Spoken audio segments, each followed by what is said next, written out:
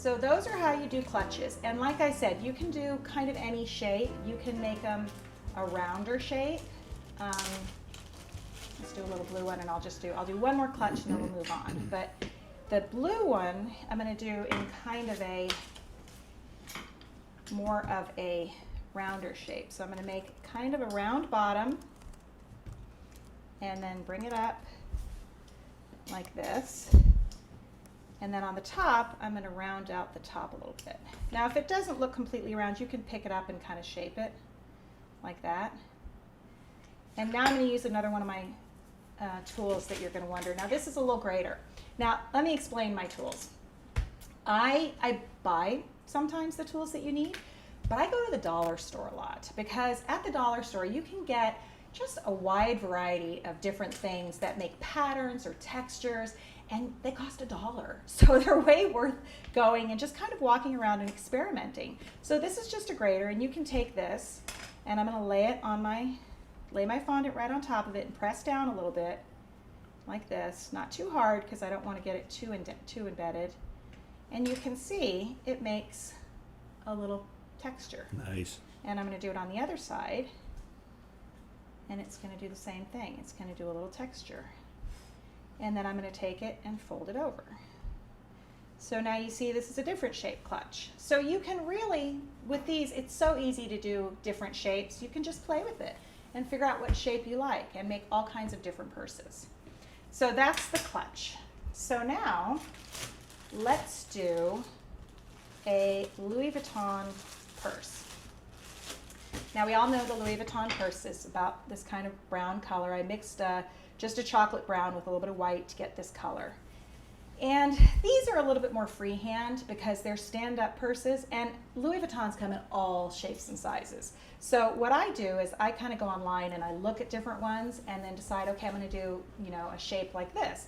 This is kind of the typical shape, is the little, let me get that mixed a little bit better. It's not very mixed. Okay.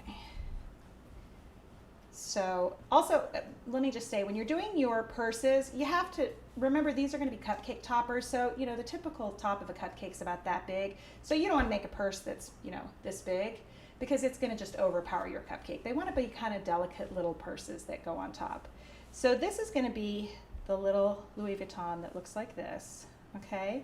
And it's just kind of a basic shape, and I'm just forming it with my fingers. And then I'm going to take this, again, this roller tool, and I'm going to give it a little zipper right across the top.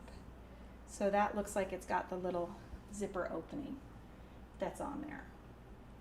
Now I'm going to take my gold. This is just highlighter or luster powder. And you can see it's all dry. And in order to get it liquid again, you can add lemon extract, you can add Everclear, you can add vodka, but you just put a little drop of that in there. And if you're using vodka, you don't really have to worry about it, even if you're serving it to kids. First off, you saw how much I used. It was a minuscule little tiny drop.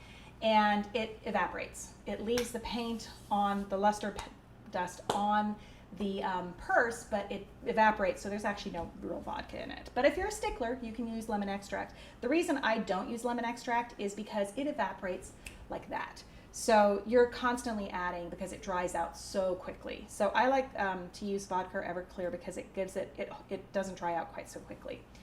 So I'm going to take this purse, and everybody knows the Louis Vuitton logo. It's the everybody. Okay, you may not, but I'm assuming most of the ladies out there know what the Louis Vuitton logo looks like. It's the L and the V, and then it's got the pattern with the little starburst and the flower. Now, there's no way that I'm going to paint that pattern on this purse this small because it would take me hours, and it's not that, you don't have to be that exact. So basically what I'm going to do is I'm going to just kind of, you know, freehand a little piece just across. Give it a little, so it looks like a pattern.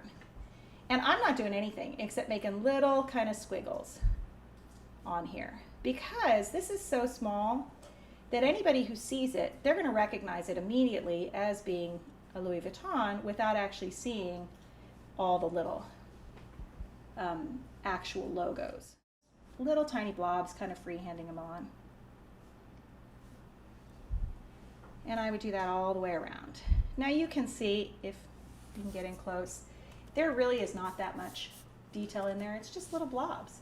But when you get all the other details on there, it starts to look enough like a Louis Vuitton to be recognizable.